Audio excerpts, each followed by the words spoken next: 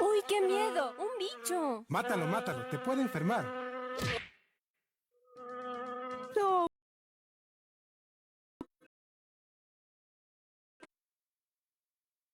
Pobrecito, huye bicho de ese animal. ¿Cuál animal? ¿Por qué dices eso? Porque aunque no lo creas, todos somos bichos.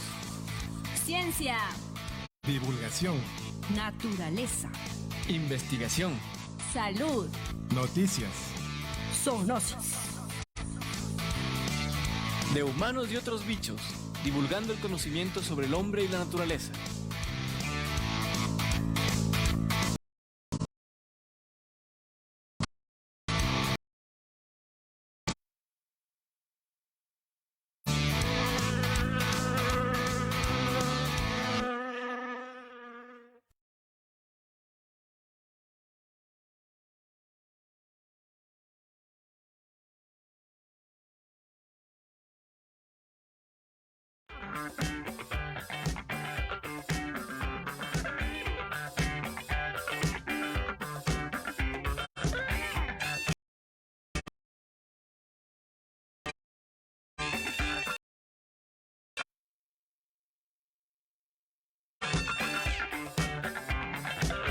Lo que importa verdaderamente en la vida no son los objetivos que nos marcamos, sino los caminos que seguimos para lograrlo. Haciendo mención a estas palabras del médico cirujano y escritor alemán Peter Baum, les damos la bienvenida a una aventura más del conocimiento en su programa de humanos y otros bichos, producido para ustedes por el Instituto de Investigación en Zoonosis de la Universidad Central del Ecuador. Hola a Eli, Jimena, Franklin y Alfonso. Qué chévere volver a verlos. Esta semana les traemos un nuevo invitado a su segmento Café y Tertulia. Se trata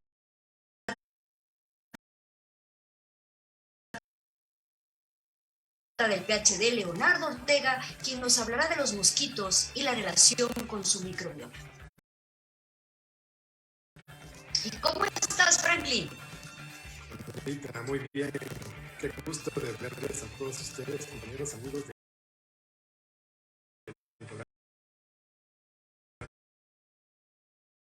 programa de Humanos y Otros Bichos. Y bienvenido a nuestro invitado. Tenemos una entrevista muy interesante con él. Muchas gracias, internautas, por acompañarnos todos los viernes. Estoy seguro que van a disfrutar del programa. En este viernes les he preparado el segmento ¿Sabías qué?, en donde tendremos notas interesantes sobre el primer viaje hacia la Luna efectuado por la NASA.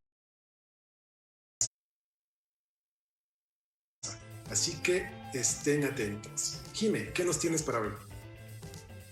Hola Frank, por supuesto, esta semana les vamos a hablar, como ustedes ya dijeron, Café y Tertulia regresa. Yo voy a empezar con una frase de Isaac Newton. Lo que conocemos es una gota y lo que no conocemos es el océano. Pero esto no debe desilusionarnos, sino más bien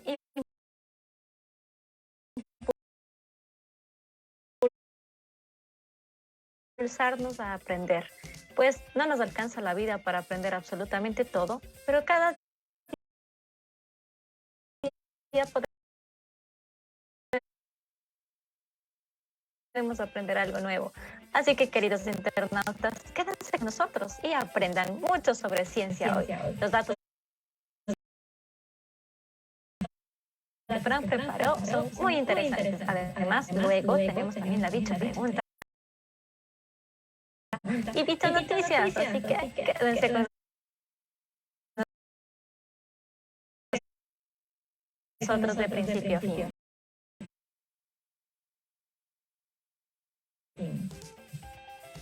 Buenos días a todos y todas, compañeros, muy buenos días. Estamos en la entrega 195 del programa de Humanos y otros bichos. Tenemos datos muy interesantes. Bienvenido también a nuestro invitado el día de hoy, así que estén pendientes de todo lo que vamos a conversar y de todos los datos que tenemos para hoy. Alfonso, cuéntanos. Muy buenos días, Elizabeth, Franklin, Sandra, Jimena. Muy buenos días a nuestros internautas,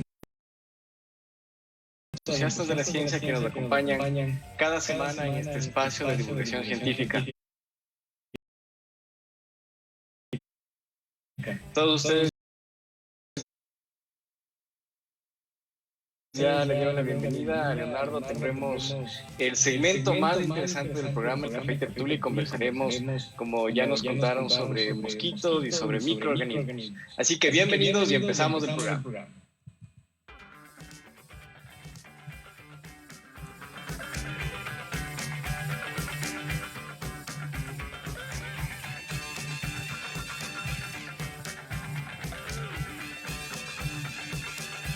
Recuerden que si quieren saber datos interesantes o si quieren estar en contacto con nosotros, si quieren que hablemos de algún tema en específico, pues pueden acudir a nuestras redes sociales. Estamos en el Facebook, en el Twitter, en el Instagram con el @bichoscis. También estamos en nuestro canal de YouTube de Humanos y otros bichos. Y pueden también entrar o suscribirse a nuestros canales de Spotify y de iVoox, donde siempre colgamos nuestros miércoles de podcast. Así que pueden buscarnos, pueden suscribirse a nuestras redes sociales, estar pendientes de nuestros datos curiosos también. Así que estén súper pendientes siempre de nuestras redes sociales.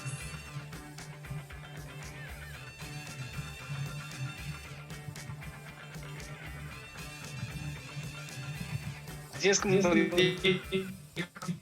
Elizabeth, siempre con el hashtag que utilizamos, el almohadilla o numeral bichos, sí, y ahí también que nuestra community manager Elizabeth sube semanalmente. Saludos también a todos los internautas que nos acompañan periódicamente, a Verónica Espinosa, Magdalena Díaz, entre otros.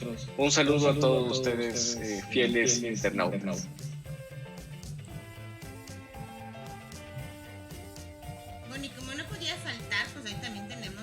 Pregunta, ¿cierto? Jimmy ya nos mandó por adelantado la dicha pregunta, pero así como para variar, no sé la respuesta. Cuéntanos, Jimmy. Eli, por favor, esta semana está súper fácil, no hay excusa para no contestar, así que quiero analizar las respuestas de ustedes primero para ver las respuestas. Está súper fácil, hasta ustedes van a decir, ¿es en serio? Escúchenla con atención. ¿Cuántas ocasiones se puede restar 1 al número 1111? ¿Cuántas ocasiones se puede restar el 1 al 1111? Está súper fácil, amigos internautas. Esperamos sus respuestas. Puedes mandarlas por WhatsApp, por Twitter, por Facebook, que nuestra querida Eli va a estar atenta para leerlo al final del programa. Así que esperamos sus respuestas. Y bueno, como Jimmy lo había mencionado en nuestras bicho noticias, tenemos dos particularmente el día de hoy, pero una a la que a mí me encantó y me fascinó muchísimo. Cada 17 de septiembre se celebra el Día Internacional del Microorganismo. Pero esta celebración, bueno, en esta época de pandemia de la COVID-19 parece hasta contradictoria, ¿cierto? Como si algo bueno es pequeños seres vivos. Los gérmenes nos causan enfermedades e incluso la muerte, pero no permitamos que el árbol no nos deje ver el bosque. La inmensa mayoría de los microorganismos son buenas gentes. Es más, son necesarios para nuestra supervivencia y la de todos los ecosistemas del planeta. Así que se merecen celebrar su día. ¿Por qué se celebra este día o específicamente el 17 de septiembre? Pues porque que un 17 de septiembre de 1683, Anton van Leeuwenhoek, comerciante de telas primero y luego empleado municipal, sin información científica alguna, decidió ese día enviar una carta que cambiaría el curso de la ciencia.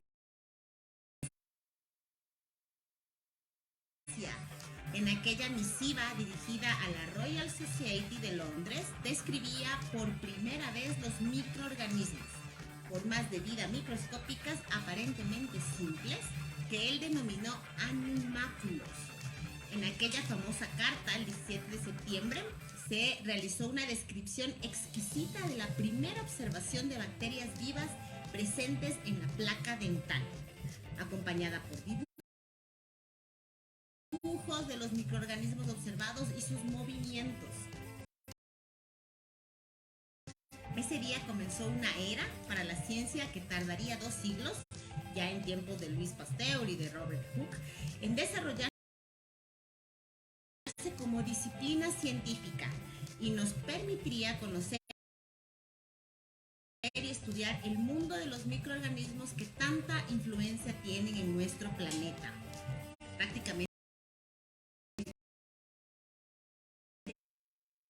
vivimos en un mundo microbiano. Además, ahora vamos a hablar un poco también del microbioma con nuestro invitado, así que para que vean cómo los microorganismos están alrededor de nosotros. Les recomiendo leer el artículo Día Internacional del Microorganismo. Sin ellos usted no estaría leyendo este artículo, de Ignacio López Goñi, que está publicado en la revista The Conversation. Ustedes pueden enterarse mucho más sobre este día especial que se celebra el día de hoy.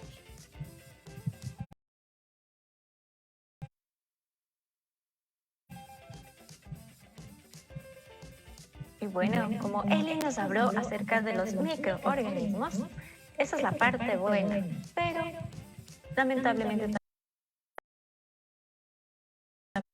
también hay otros microorganismos que son un poquito malos para nosotros, ¿verdad? El 13 de septiembre se celebró el Día Mundial de la Sepsis. Esta fecha se creó para concienciar sobre la importancia de conocer esta enfermedad. Seguramente muchos van a decir, ¿pero qué es la sepsis? Pues ya les voy a contar.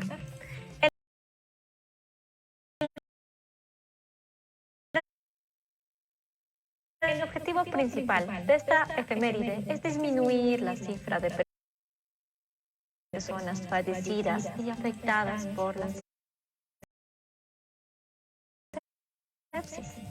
Ahora, ¿qué es la sepsis? Es una enfermedad que lo que ocurre es una reacción muy grave ante una respuesta inmunitaria de una infección. Cuando un patógeno entra a nuestro organismo, causa una reacción, ¿verdad? Y pues muchas veces esta es grave, dependiendo de la carga de microorganismos que entra a nuestro cuerpo y dependiendo de otros factores. Las bacterias producen una alteración de todos los órganos internos en este caso, y los órganos lo que hacen es inflamarse hasta que llega a un total colapso del organismo y adiós. La sangre deja de fluir de manera correcta, ya no hay oxígeno y pues esto puede conllevar a que la persona que sufre de una sepsis tenga daños irreversibles e incluso la muerte.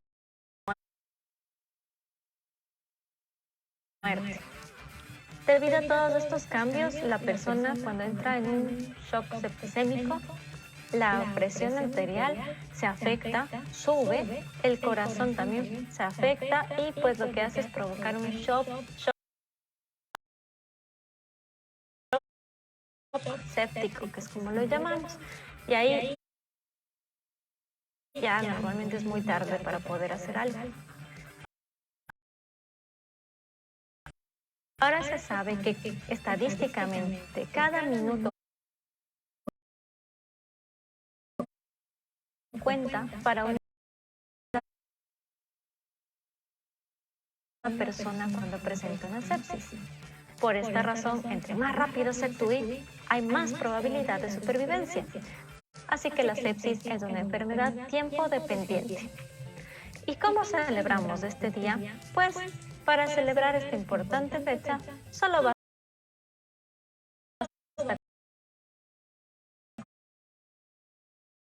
con crear conciencia, de manera individual y de manera colectiva, ya sea dentro de tu ciudad, con las personas que te conocen, con tus amigos, con tu familia, para que conozcan acerca de esta enfermedad que cobra anualmente muchas víctimas por falta de conocimiento.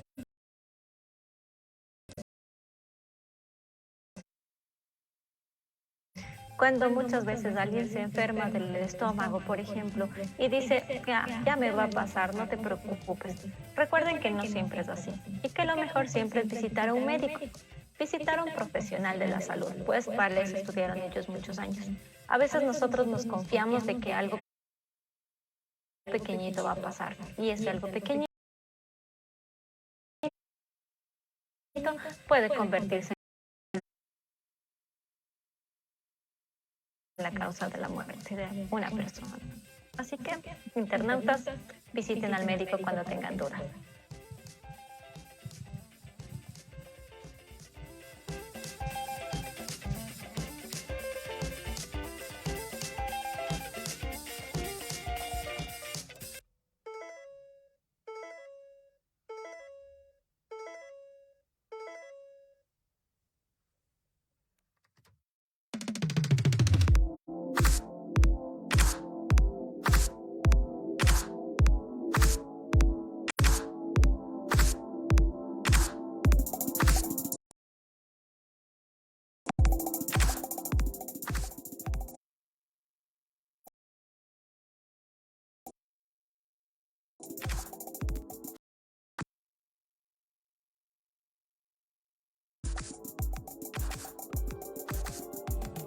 Bueno, iniciamos nuestro segmento Café y Tertulia y como ya lo hemos mencionado, tenemos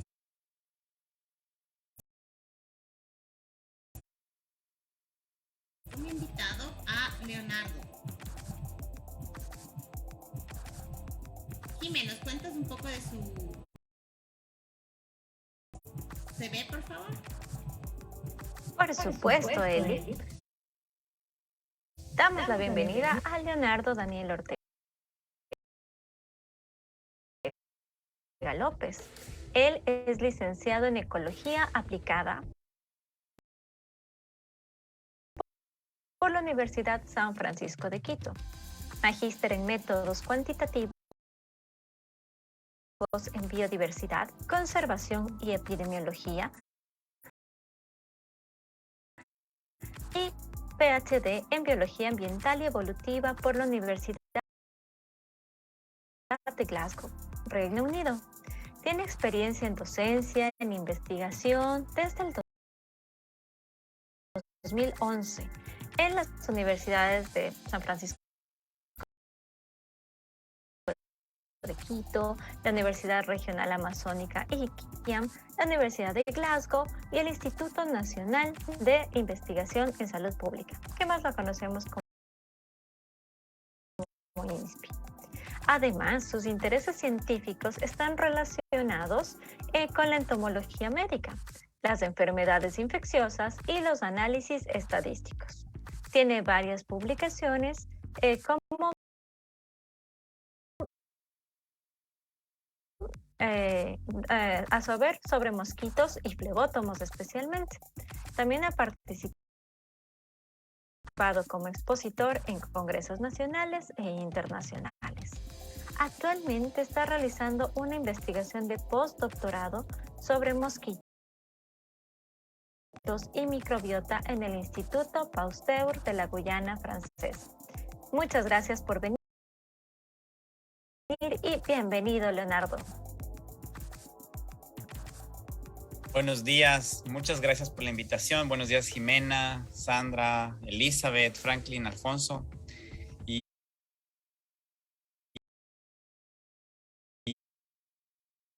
Y obviamente un saludo a todas las personas que nos están escuchando, nos están viendo. Muchas gracias por la invitación y un saludo y un abrazo a la distancia. Muchas gracias, Leonardo. Es un gusto tenerte aquí en nuestro programa. Y pues antes de entrar en la temática, quisiéramos conocer un poco de tu vida. Cuéntanos cómo empezó ese gusto por las ciencias biológicas y por qué estudiaste ecología aplicada en la Universidad de San Francisco. Cuéntanos. A ver, mi gusto por la biología y por las ciencias naturales en realidad empezó desde muy temprano. Yo recuerdo que siempre me encantaban estos temas cuando yo era súper chiquito. Mis hermanos son bastante mayores a mí, entonces básicamente yo no tenía otros niños con quien jugar al mismo tiempo que yo. Entonces pasaba gran parte de mi tiempo en el jardín de la casa. Entonces ahí en el jardín descubría las plantitas, los bichos y todo eso. Entonces era como que pasaba muchas horas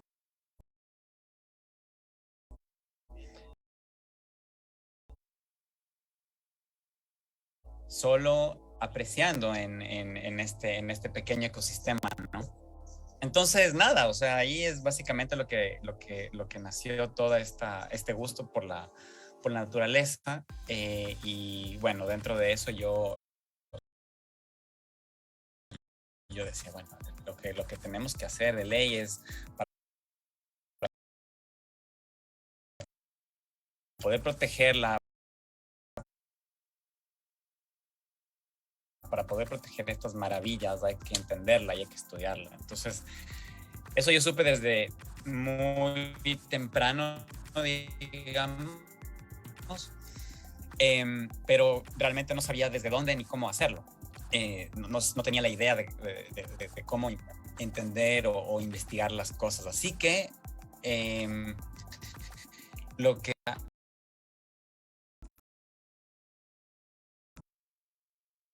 y poder tratar de sacar el mayor provecho durante este tiempo que iba a estar en esa institución. Entonces, la universidad tiene muchas, digamos, muchas cosas súper buenas en cuanto a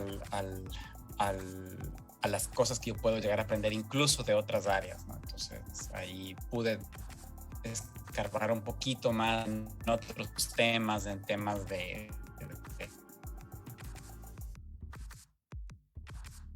en ecología, y también hice ecología y no biología, creo, porque no estaba seguro realmente desde qué área llegar a estudiarla, ¿no? Entonces, en ecología teníamos clases de ecología ambiental, de políticas ambientales, de economía ambiental incluso, que algunas eran obligatorias, algunas eran optativas, pero siempre tratando de aprender de todas las áreas, de microbiología igual, áreas protegidas, etcétera, ¿no? Entonces, dentro de todo esto, durante mis años de la universidad empecé a hacer pasantías y voluntariados en distintos lugares, tan diversos como ser guía turístico, a ser asistente de un funcionario público en el Ministerio de Energía y Minas, o sea, realmente tratando de explorar todo lo que puede relacionarse con el ambiente. Y realmente la parte que más me gustó de todo fue mi tesis. Entonces, la experiencia que tuve para hacer la tesis fue netamente de hacer investigación, de tomar datos, de elaborar el diseño experimental y después analizar los datos. Y bueno, eso fue realmente como que realmente por primera vez además entendía de dónde venían los descubrimientos científicos. Realmente, siempre es como que se escuchaba así los investigadores, pero es tan amplio y tan diverso que realmente, al menos en esa época, al inicio de la universidad, yo no tenía idea de por dónde empezar ni siquiera. Entonces, ahora por lo menos sé por dónde empezar. creo.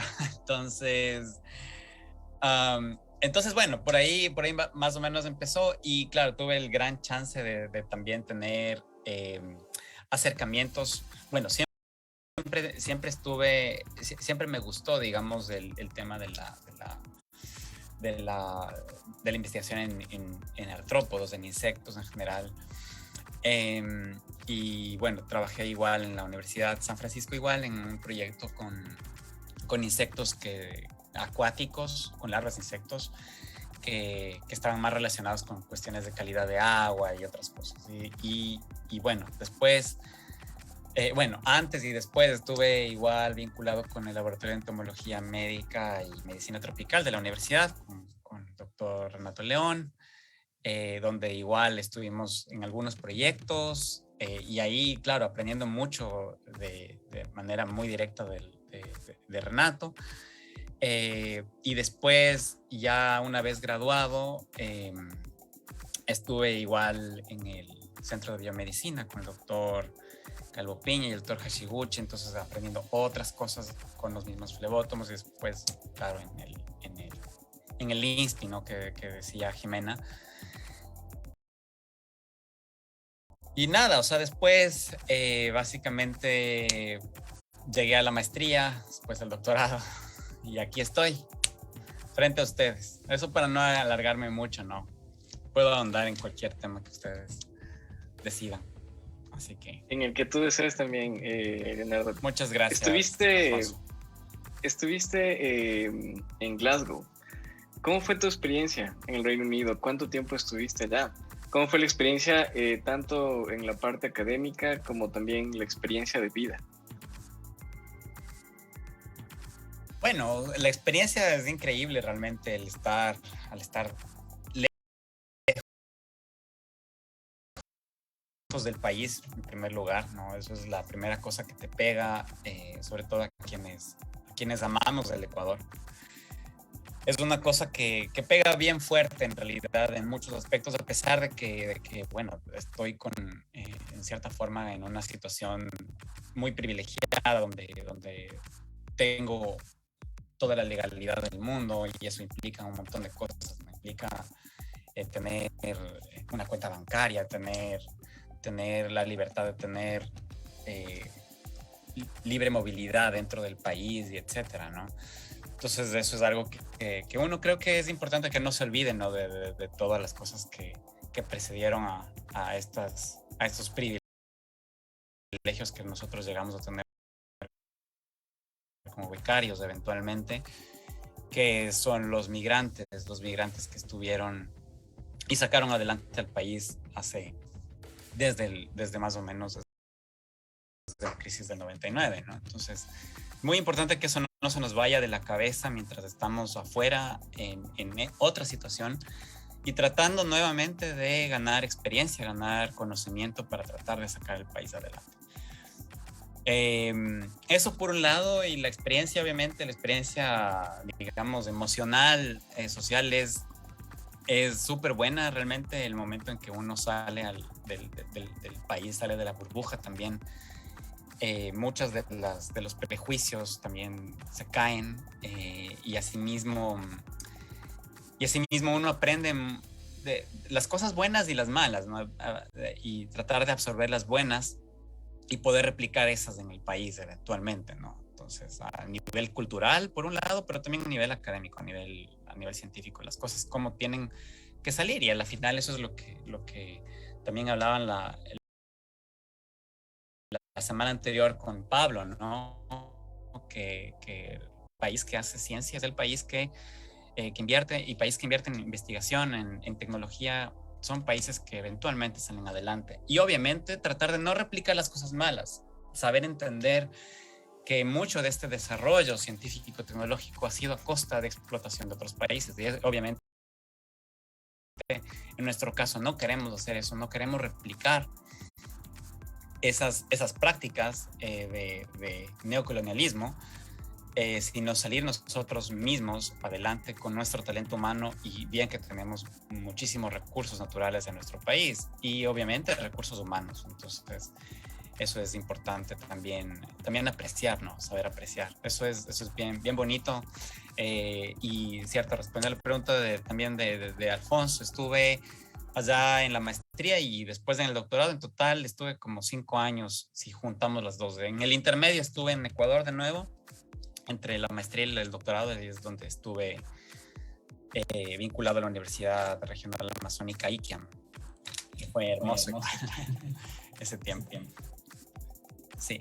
Leonardo, tú nos cuentas muchas, bueno, has estado por varias instituciones, nos has comentado que has trabajado en varias áreas también, pero específicamente con los mosquitos o con los insectos. Por ahí Jiménez nos comentó que has trabajado con luxomias, pero ¿qué más has hecho con respecto a los insectos en todas estas instituciones en las que has participado, en los proyectos en los que has participado? A ver, yo principalmente lo que he estudiado es desde el área de la ecología. Yo no soy taxónomo, entonces no soy bueno, digamos, para identificar bichos. O sea, ustedes saben que la taxonomía es súper específica. Hay taxónomos de casi por poco de cada género dentro de sobre todo de los invertebrados. Entonces, más allá de eso, ha sido una cuestión de ecología como tal, o sea, tipo como cuestiones de distribución, de qué hace efecto con qué, y así. Entonces, presencia, ausencia de cierto tipo de bichos. En mi caso particular, yo he estado más vinculado, por un tiempo estuve vinculado, sí, al estudio de flebótomos, que son, para la audiencia que no es tan familiarizada con este tema y que todos estos nombres raros suenan a malas palabras. Yo he estado, o sea, estos bichos, perdón, son unos mosquitos muy pequeñitos que transmiten una enfermedad que se llama leishmaniasis. Bueno, transmiten un parásito, leishmania, que produce una enfermedad que se llama leishmaniasis y que en nuestro país lo más común o la forma más común son unas llagas en la piel, ¿no? Es la leishmaniasis cutánea. Yo no me dedico al estudio particular de la enfermedad, sino del bichito que lo transmite. Entonces, he estado vinculado más que nada en proyectos de distribución, de presencia ausencia, como les decía, de las leishmanias. De eso tanto en la Universidad de San Francisco como en la Universidad Central, en el Centro de Biomedicina, cuando estaba el doctor Calvo Piña y el doctor Hashiguchi ahí, ¿no? en la institución. Eso con respecto a las leishmanias. Y después, claro, ya con la experiencia de la maestría, que mi tesis fue en anófeles, en los mosquitos que transmiten malaria con una especie que está presente en África. Pero mi maestría realmente fue básicamente de análisis estadísticos. Entonces yo estuve analizando igual datos previamente colectados y previamente con estudios previamente hechos en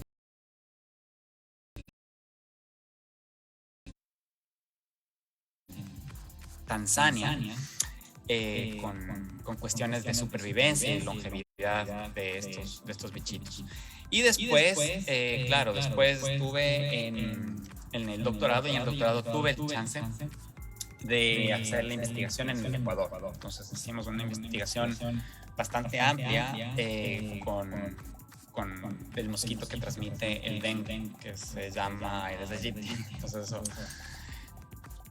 bueno, este mosquito del dengue está ampliamente distribuido en la costa, en la Amazonía, pero mi investigación estuvo focalizada en Puerto Viejo y en Quinité.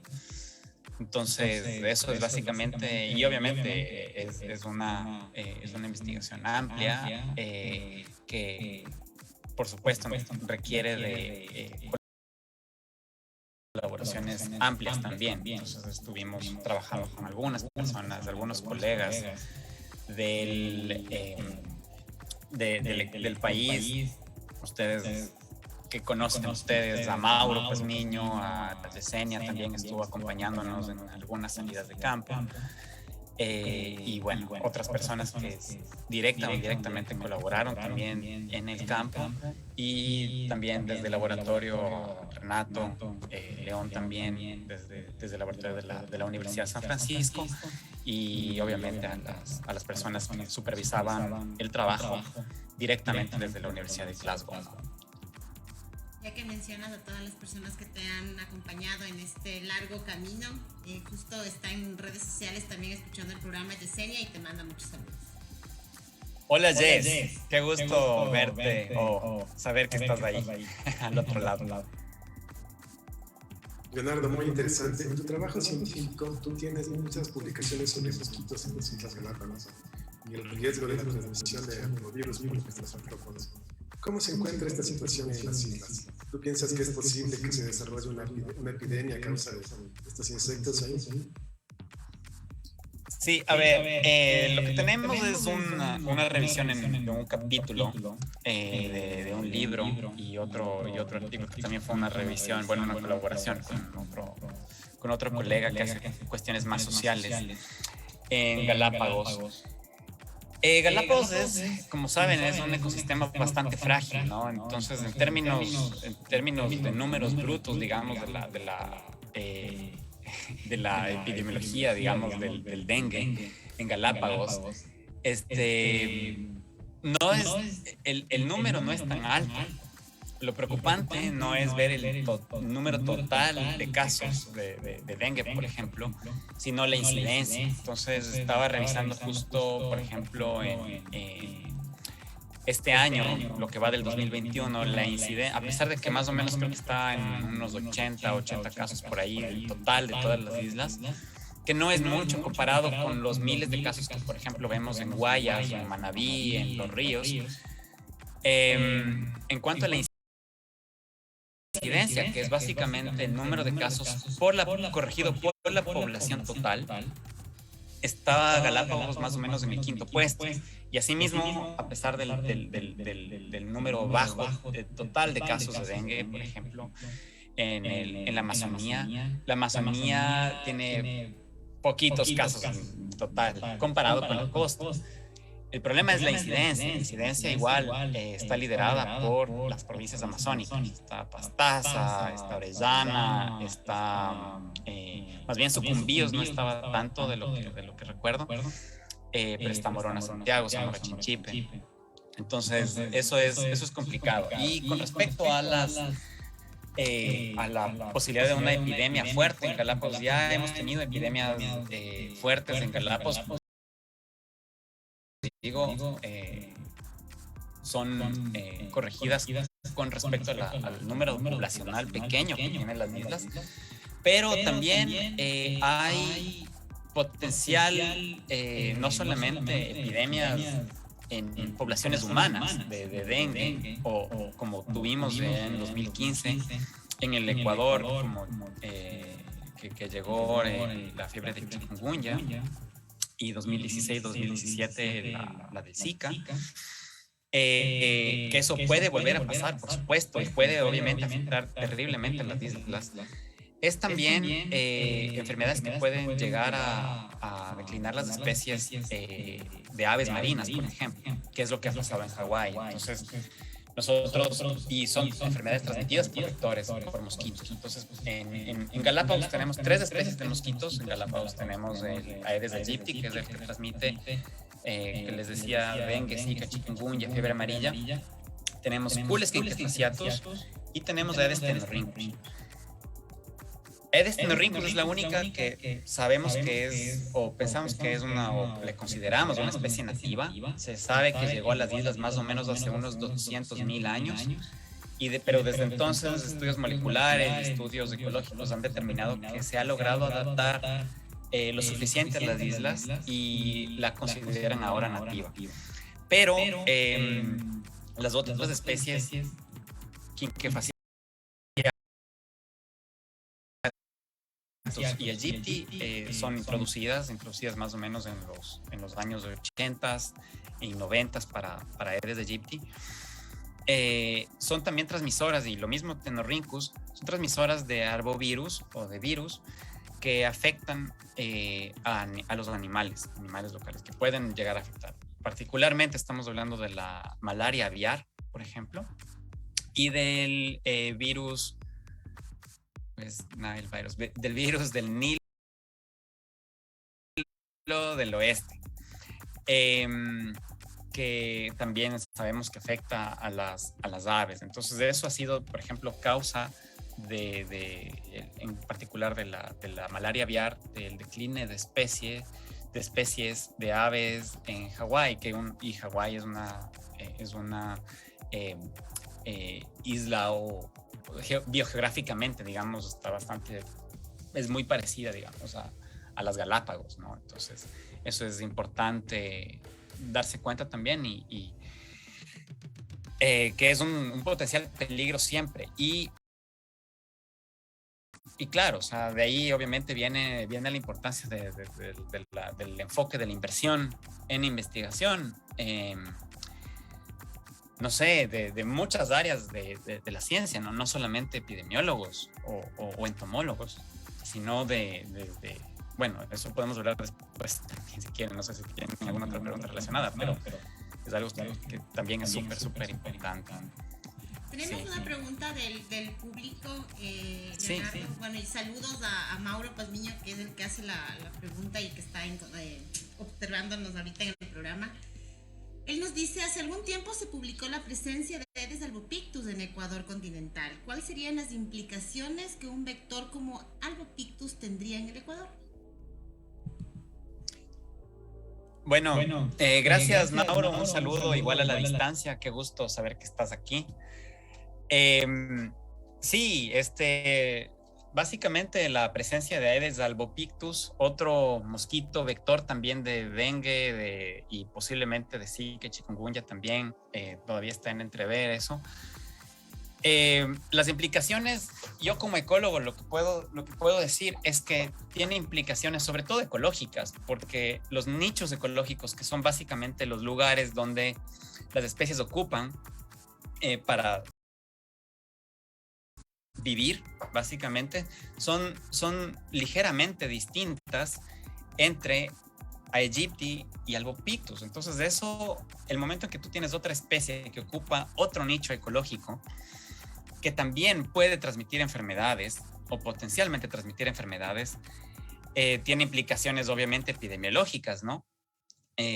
Por ejemplo, se sabe que albopictus resiste de una mejor manera áreas más frías, áreas temperadas, que no es únicamente como, digamos, Aegypti, que está más en áreas más calientitas y todo lo demás.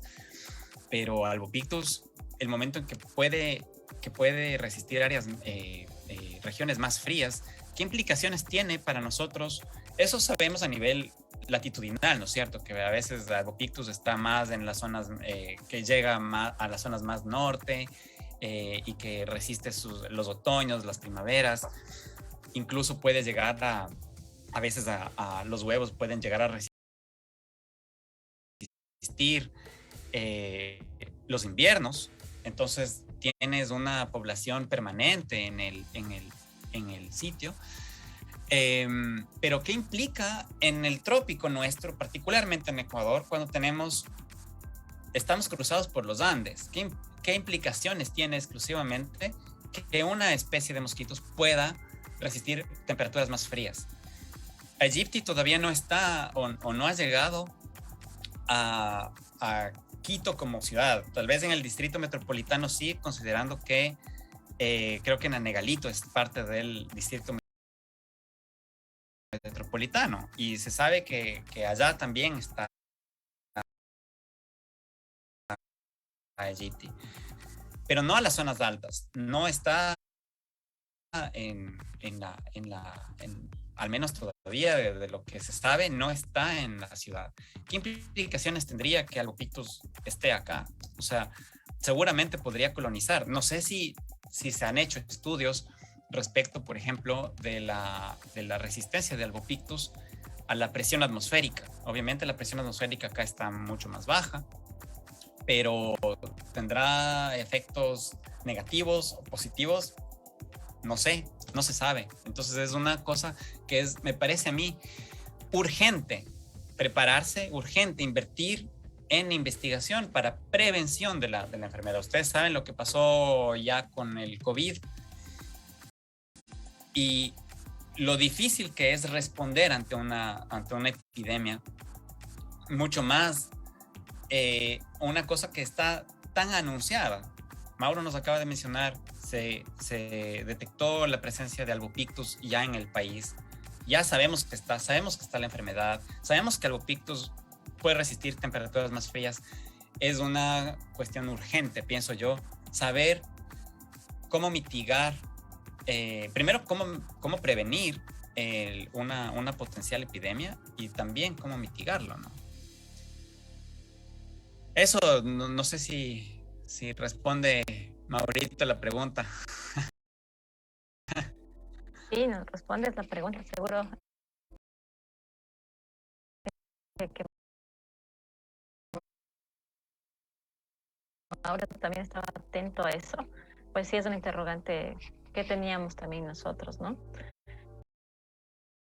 Pero también pasamos a una cosa entretenida que nosotros encontramos mientras leíamos uno de tus artículos del 2019. Encontramos esto súper interesante, que es sobre la trampa para electrocutar mosquitos como método sin exposición para medir la tasa de picaduras en humanos por el mosquito Aedes aegypti. ¿Puedes contarnos un poquito más de qué se trata esta trampa? Sí, a ver, un poquito como el contexto. El contexto es que para determinar qué lugar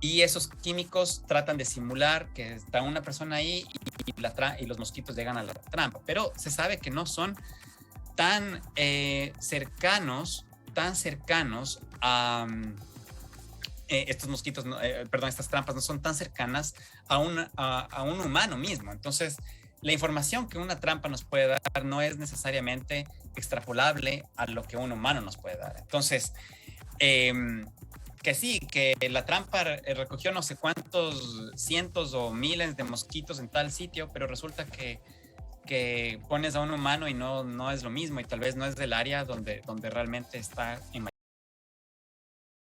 mayor riesgo.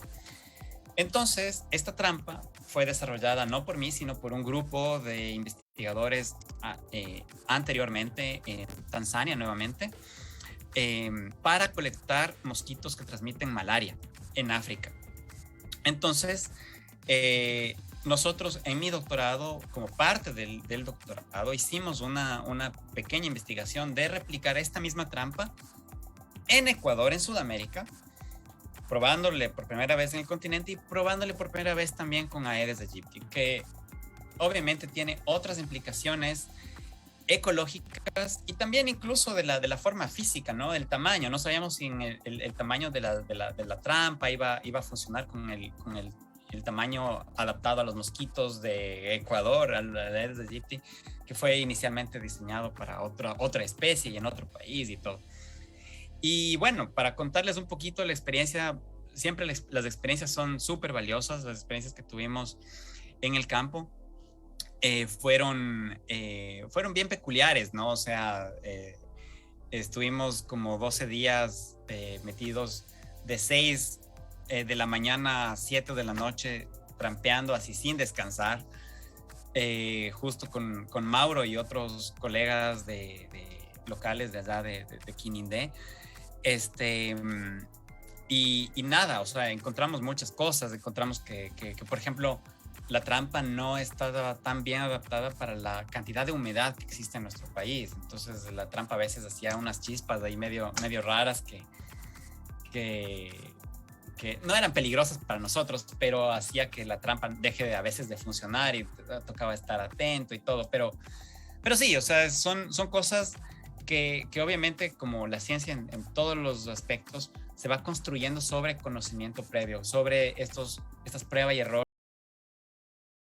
que haces en un inicio, ¿no? Entonces, eso me parece que es importante entender que siempre, o sea, que ninguna investigación es fallida realmente, que todas las investigaciones sirven para poder sentar las bases y poder diseñar nuevos experimentos. Chévere, Leonardo, súper interesante todo tu camino dentro de la investigación científica, ¿no? Especialmente con los mosquitos. Y actualmente estás haciendo una investigación de postdoctorado en el Instituto Pasteur de la Guyana Francesa sobre mosquitos y su microbiota. ¿De qué se trata esta investigación? Y bueno, pues antes de que nos explique la investigación, ¿qué es en sí la microbiota para que nos entiendan nuestros internautas? Explícanos, por favor. Listo, a ver, ya, la microbiota, a ver, son microorganismos básicamente, microorganismos, estamos hablando de bacterias, estamos hablando de parásitos, estamos hablando de virus incluso, que naturalmente viven adentro de los intestinos de los mosquitos. En este caso, me voy a enfocar en los mosquitos, pero en general de todos los insectos y de todos los bichos más grandes, ¿no? Pero en este caso de los mosquitos, también, al igual que nosotros tenemos nuestra flora bacteriana, ellos también tienen su ecosistema de bacterias, ¿ya? Viviendo adentro de sus intestinos. Entonces, la cuestión es que esto no es algo que es demasiado o ampliamente estudiado todavía. Apenas desde hace pocos años, diría yo, se está empezando a descubrir muchas cosas. Entonces, cada cosa que se encuentra prácticamente es un nuevo descubrimiento sobre el tema.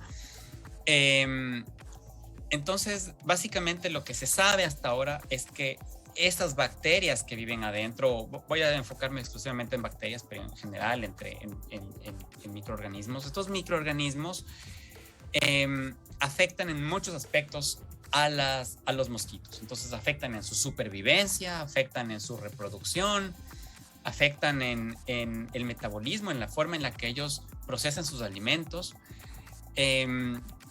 y afectan incluso en lo que se llama la competencia vectorial.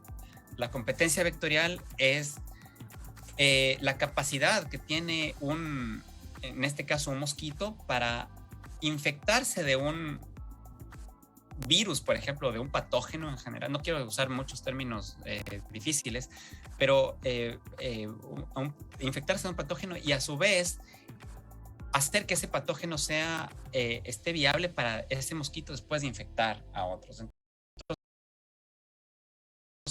Entonces,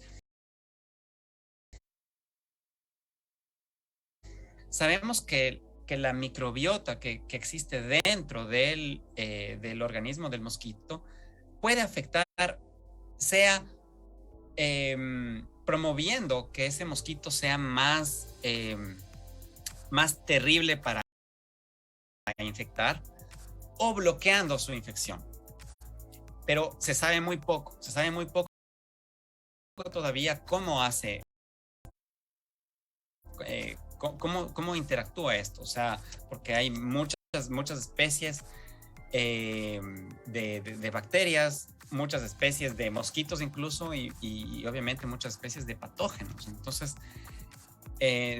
nada, o sea, es todo un estudio prácticamente desde cero en muchos aspectos.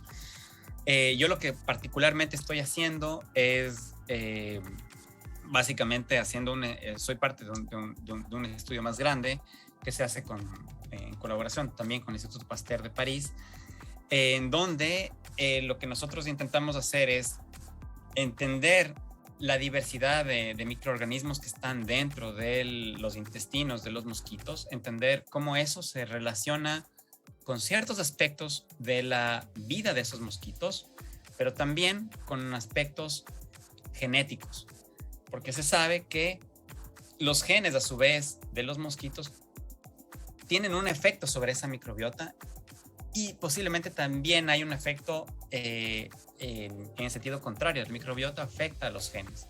Obviamente no a los genes que ya están ahí, sino a la expresión de esos genes. Entonces se intenta entender mejor esto porque obviamente tiene aplicaciones directas en cuanto a cómo estos mosquitos pueden llegar a transmitir eventualmente enfermedades, que ese es el objetivo último, ¿no? De entender todo esto, cómo nosotros podemos modificar incluso genéticamente a ciertos microorganismos para que puedan servir al objetivo particular de bloquear, por ejemplo, la transmisión de patógenos dentro de un mosquito. Leonardo, la conversación está muy interesante y se nos ha alargado bastante. Yo quiero terminar con una pregunta y luego que nos cuentes una anécdota de tu trabajo, ya sea del trabajo de laboratorio, de campo, de tu experiencia en Glasgow. Estabas hablando de la microbiota, de los microorganismos que están en los mosquitos. Me pregunto cada vez que tenemos mayor evidencia sobre el papel que tienen estos microorganismos asociados con diversas especies de animales y plantas. ¿No será que los organismos les están manipulando a los genes de esos organismos, de eucariotas, de mosquitos, etcétera, para su propio provecho? ¿No será que por ahí va el enfoque evolutivo tal vez erróneo que estamos teniendo? Me pregunto yo, después de que cada vez que ahondamos más, encontramos que hay mayor manipulación hacia el hospedero. Y luego, porfa, que nos cuentes la anécdota. Gracias, Leonardo. Gracias, Alfonso. Qué interesante tu pregunta. Sabes que hay un acercamiento filosófico también. Hay un autor que se llama Michael Pollan que decía eso precisamente sobre la domesticación de las plantas. Nosotros, ¿no es cierto? Nosotros decimos, esta flor está bonita o estas frutas están bonitas y seleccionamos positivamente a esas plantas. Y él decía, ¿y si es al revés? ¿Y si es que esas a su vez tienen características más bonitas que nos gusta más y nosotros estamos manipulados por todas esas plantas o todas esas frutas o esos animales, las abejas, etcétera, claro, él ponía el ejemplo exclusivamente de las abejas, ¿no? Entonces que hay una manipulación del inversa, digamos. Y es bien interesante porque lo que tú dices, yo creo que es cierto. No hay una manipulación intencional. Eso es también una cosa que es, creo, clave en cuanto a la diferenciación en cuanto nosotros entendemos a la manipulación. La manipulación genética, por ejemplo, nosotros tenemos ahí una intención de llegar a un objetivo. La intención de todos los seres vivos es sobrevivir. ¿Y sobrevivir para qué? Para reproducirse. Eso es todo. y esa es toda la intención que tienen todos los seres, que tenemos todos los seres vivos, que no es obviamente una intención consciente ni intencional. Eso está ahí y eso va a estar ahí aunque nosotros no queramos. Entonces, obviamente, lo mismo les pasa a estas bacterias, los microorganismos que necesitan, cuyo único objetivo es reproducirse, van a estar ahí intentando sobrevivir, intentando reproducirse dentro del organismo hospedero, digamos, en este caso del mosquito. Y van a estar ahí tratando de sacar el beneficio que puedan de esos genes, de cualquier forma, ¿no? Entonces, de los genes de los mosquitos, ¿no es cierto? Y tratando, a veces, ustedes saben, hay relaciones, y lo mismo en los microorganismos, hay relaciones entre las especies, que les decimos simbióticas, cuando hay un beneficio mutuo, parasitarias, cuando una le parasita o le afecta negativamente a la otra, y también la otra que es la comensal,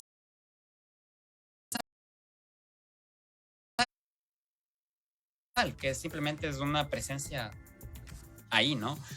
Entonces, todo eso es un resultado nuevamente evolutivo, y nuevamente no necesariamente por una intención consciente, pero sí por una intención posiblemente genéticamente evolucionada, no sé, evolutiva, que es las ganas, no las ganas, pero la intención de reproducirse, de sobrevivir y reproducirse. Y eso es, creo, una cosa que muchas veces nos olvidamos, sí, en el momento de estudiar estas cosas.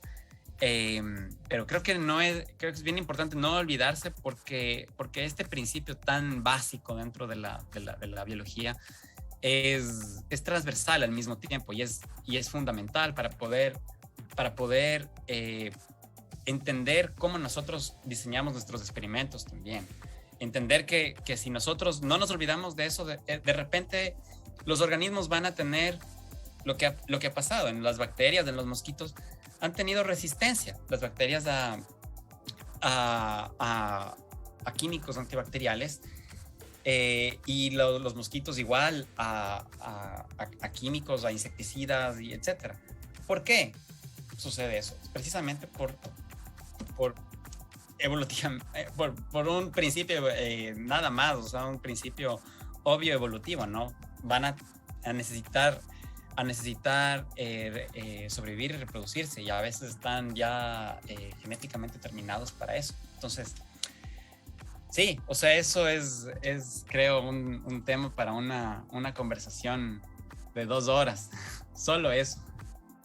Así es, y como dices, ya entramos también al campo filosófico.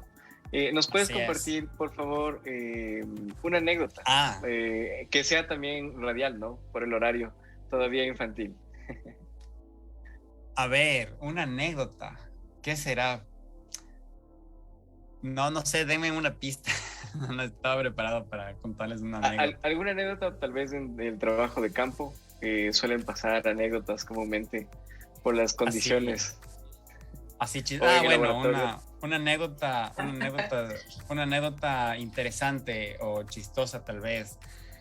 Que claro, cuando yo les decía que estábamos con esta trampa de electrocución, a veces nos quedábamos dormidos adentro de la trampa, porque uno tenía que, básicamente la trampa funciona, que la trampa le encierra a uno con esta malla que está conectada a la electricidad. Entonces nosotros estamos adentro de esta cosa, con una sillita, y tratando de no toparnos los paneles, y estamos ahí. Igual tiene protección de los paneles y todo, pero hay veces que igual sin querer metes los dedos de las manos o de los pies por esos paneles y ¡tac! Te despiertas, pues. Y eso le pasaba bastante a mi amigo Mauro. Pero bueno, había otra que dentro de esto, que les decía que a veces las trampas se terminaban dañando, a veces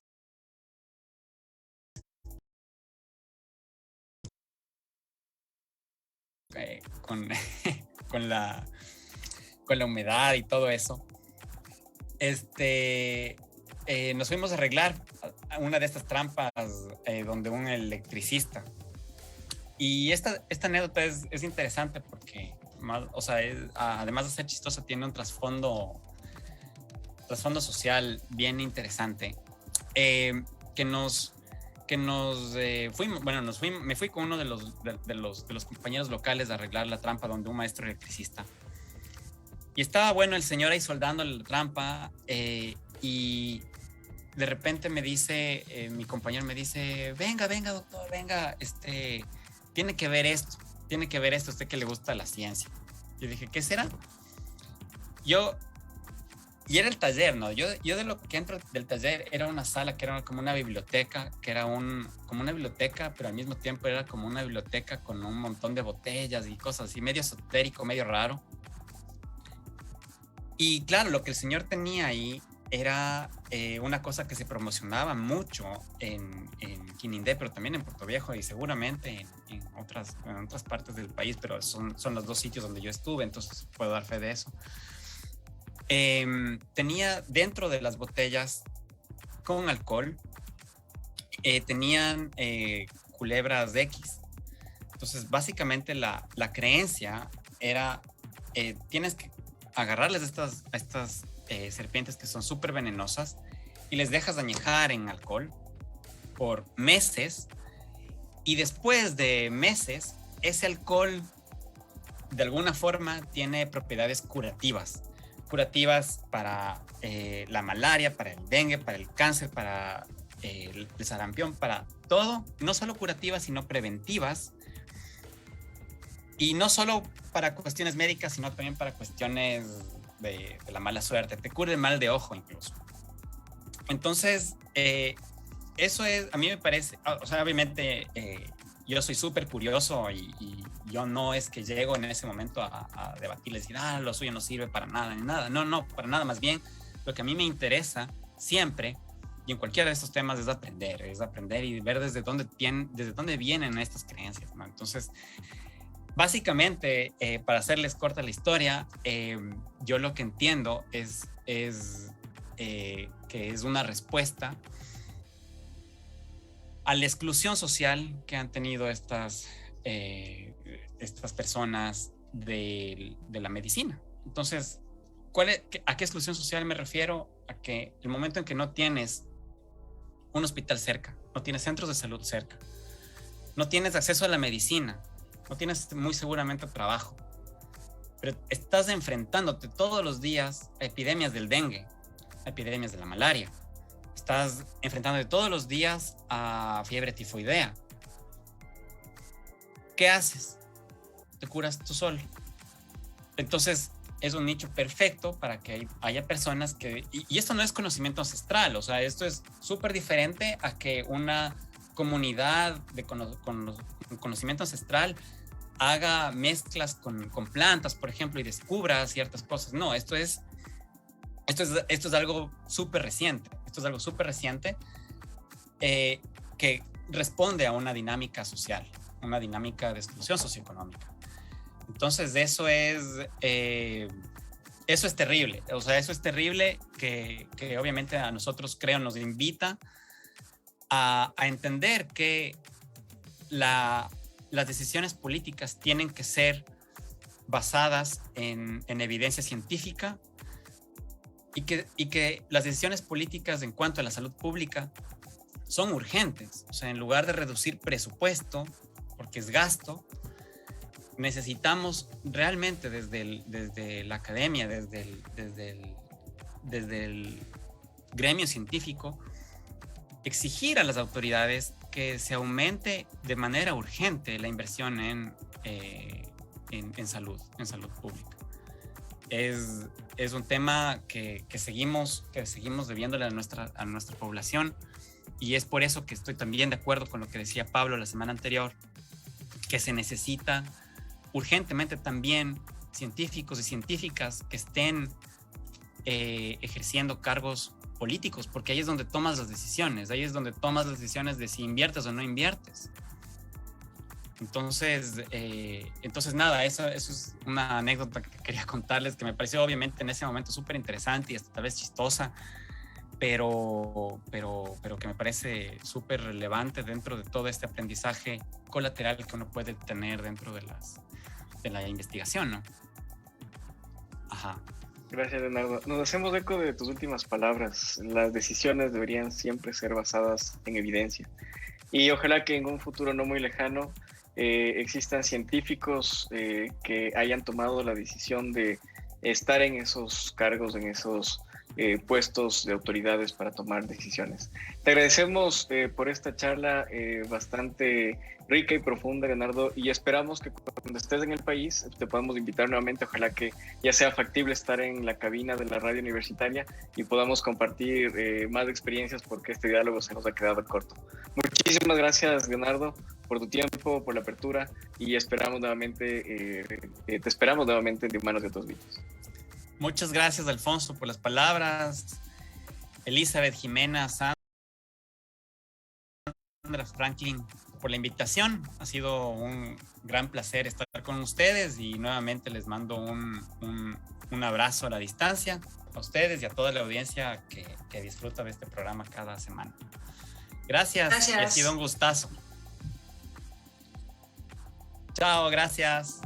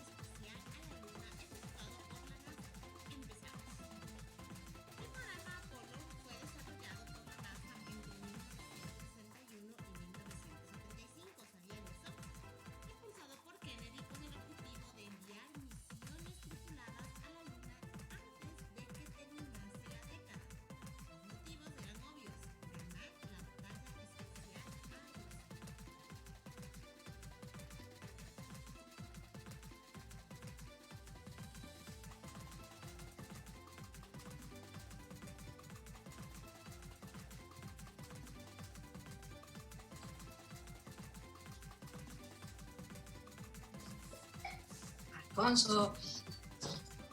Bueno, ¿sabías que, aparte de la bandera americana, los astronautas dejaron en la Luna cientos de objetos?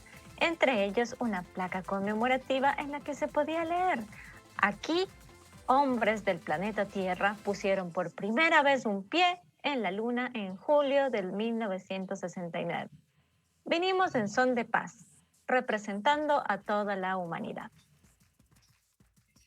Armstrong y Aldrin permanecieron 22 horas en la Luna, de las cuales pasaron exactamente 2 horas y 36 minutos en la superficie, recorriéndola con sus propios pies. ¿Sabías que durante la misión los astronautas recogieron aproximadamente 22 kilos de muestras de minerales lunares para analizarlas en la Tierra? Esto para saber la composición de nuestro satélite natural. ¿Sabías que, aunque solo 3 son los hombres que fueron y regresaron de la Luna, el programa Apolo de la NASA necesitó de los conocimientos de más de 400,000 ingenieros, técnicos y científicos para poder materializarse? ¿Sabías que, como medida de precaución, Armstrong, Aldrin y Collins tuvieron que permanecer aislados durante 3 semanas tras su épico viaje a la Luna?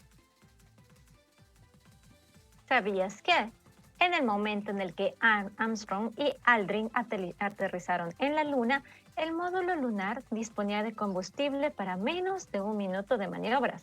Si descender les hubiera llevado tan solo unos segundos más, tendrían que haber abortado la misión. ¿Sabías que nadie quiso perderse este momento histórico? Según las estimaciones, unos 600 millones de personas en directo por televisión vieron la llegada del hombre a la Luna. ¿Sabías que el presidente de los Estados Unidos había preparado un discurso alternativo en caso de que la misión Apolo 11 fracasara? Por suerte, no tuvo que hacer uso del mismo. ¿Sabías que, siguiendo la tradición establecida por la tripulación de la Gemini 5, la tripulación del Apolo 11 recibió la tarea de diseñar el parche de la misión, en la que puede verse un águila con una rama de olivo en las garras?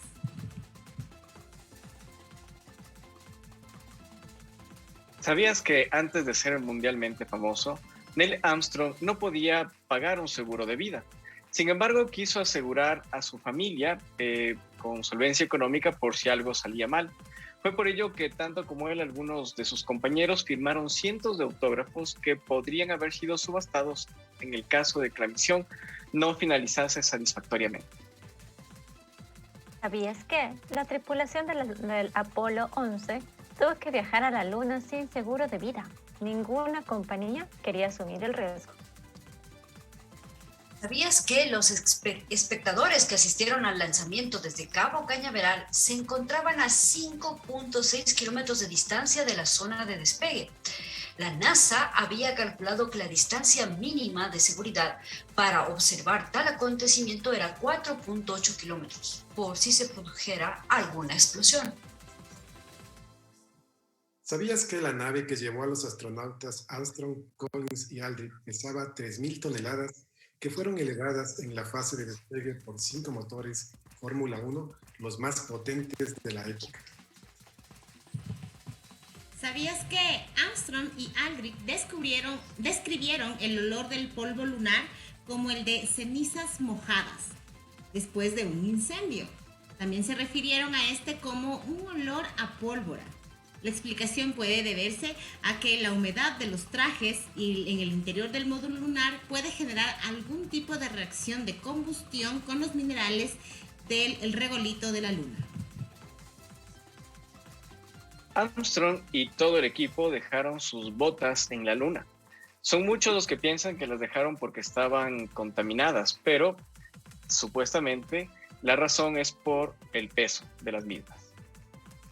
¿Sabías que la cocina espacial del Apolo 11 fue diseñada por la empresa Whirlpool e incluía una pequeña nevera, un congelador, un horno con 3 cavidades, un sistema de agua autocalentable, espacio de almacenaje y un dispensador para residuos secos y otro para húmedo?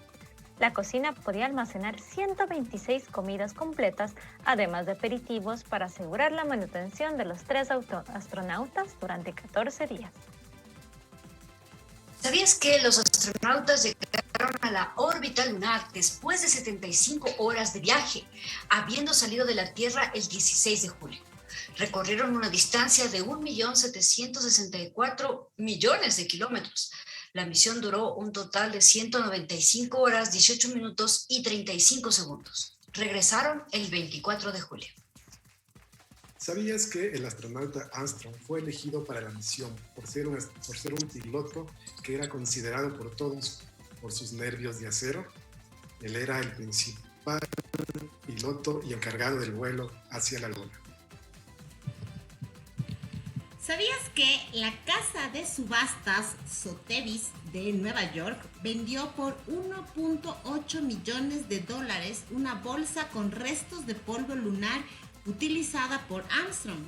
La bolsa podría ser la única muestra de material lunar que se encuentra legalmente en manos privadas, ya que la mayor parte del equipamiento del Apolo 11 se conserva en la colección nacional del Museo Smithsonian en Washington. Se cuenta que Buzz Aldrin es la única persona que ha celebrado un oficio religioso en la Luna. Habría pedido permiso a la iglesia presbiteriana para poder tomar la comunión y se habría llevado un lote compuesto para llevar a cabo este rito, una forma sagrada y un poco de vino. ¿Sabías que la nave que llevó a los astronautas Armstrong, Collins y Aldrin pesaba 3.000 toneladas, que fueron elevadas en la fase de despegue por 5 motores F1, los más potentes de esa época? ¿Sabías que en el programa Apolo intervinieron 400.000 personas que con su esfuerzo llevaron la misión a buen puerto? Ingenieros, científicos, técnicos, muchos de ellos no tenían vínculos con la industria aeroespacial. Mención especial merecen las costureras de los trajes espaciales. La NASA no tenía experiencia en la producción de estas prendas, así que tuvo que recurrir a personal externo. ¿Sabías que el emblema de la misión Apolo 11 lleva una águila que sostiene una rama de olivo? Esto simboliza el carácter pacífico de la misión. Estoy seguro que les gustaron estos datos muy interesantes sobre la primera misión de la NASA a la Luna. Estén atentos hasta otra nueva entrega de su segmento ¿Sabías qué?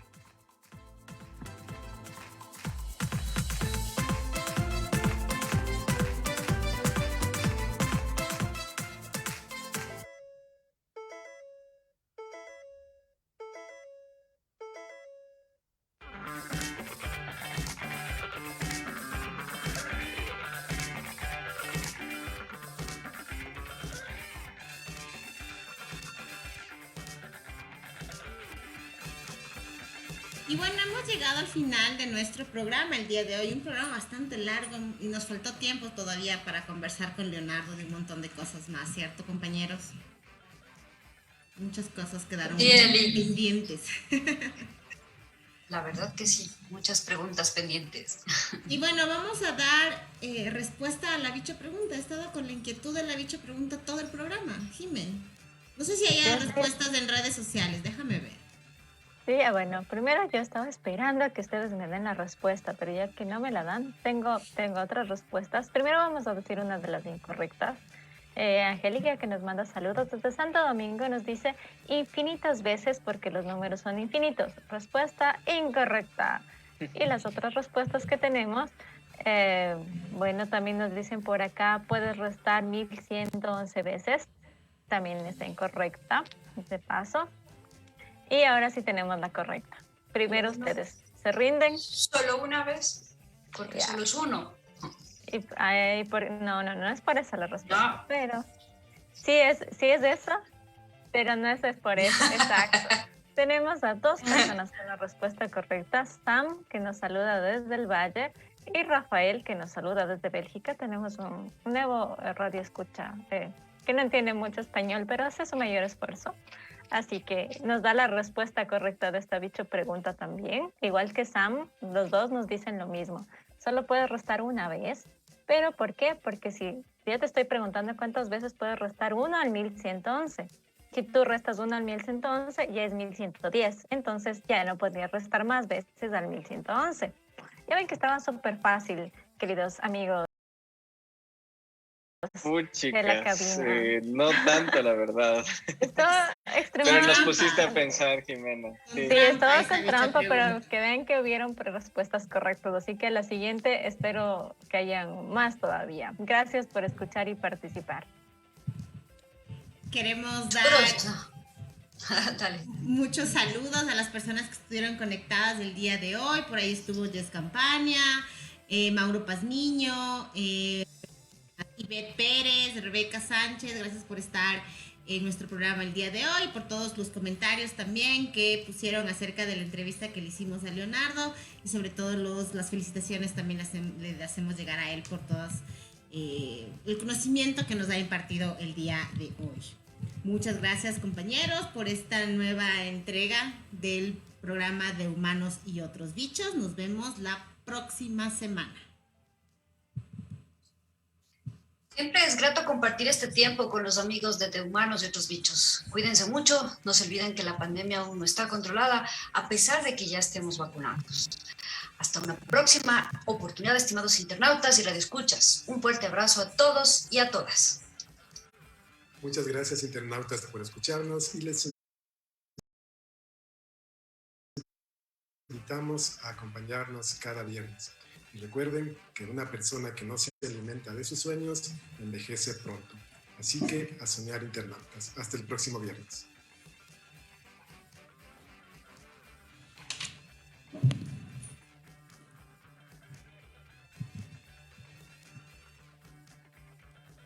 Oh, sí. Muchas gracias, Frank. Me encantó tu reflexión. Gracias por escucharnos, queridos internautas, y por estar esta semana con nosotros. Los esperamos y recuerden que la pandemia aún sigue. Continúen cuidándose, no se confíen. La vacuna no es la solución mágica. También depende mucho de ustedes. Hasta una próxima.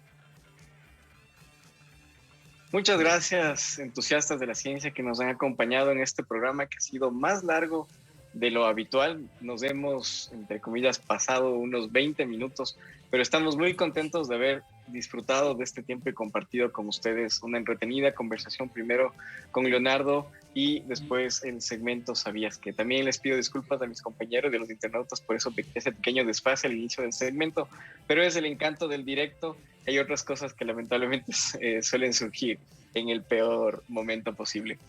Esperamos encontrarnos la próxima semana en este espacio de divulgación científica de humanos y otros bichos que es producido para ustedes. Vamos a terminar con nuestra frase insigne. Ahora los compañeros espero que estén preparados para al unísono. Muy bien. Y nos vemos la próxima semana y que la ciencia triunfe. ¿Qué? La Ciencia. Está al revés, Jimé. Ya. Que la ciencia triunfe. bravo. Próxima. Hasta el próximo viernes, compañeros. Ya Chao.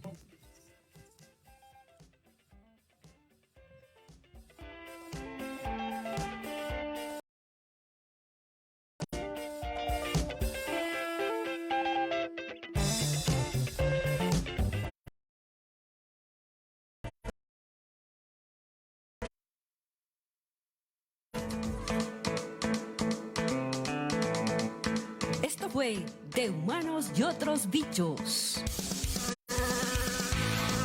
Si te gusta la ciencia divertida, no te olvides de escucharnos. Todos los viernes de 10 a 11. Una producción de Radio Universitaria Online de la Universidad Central del Ecuador.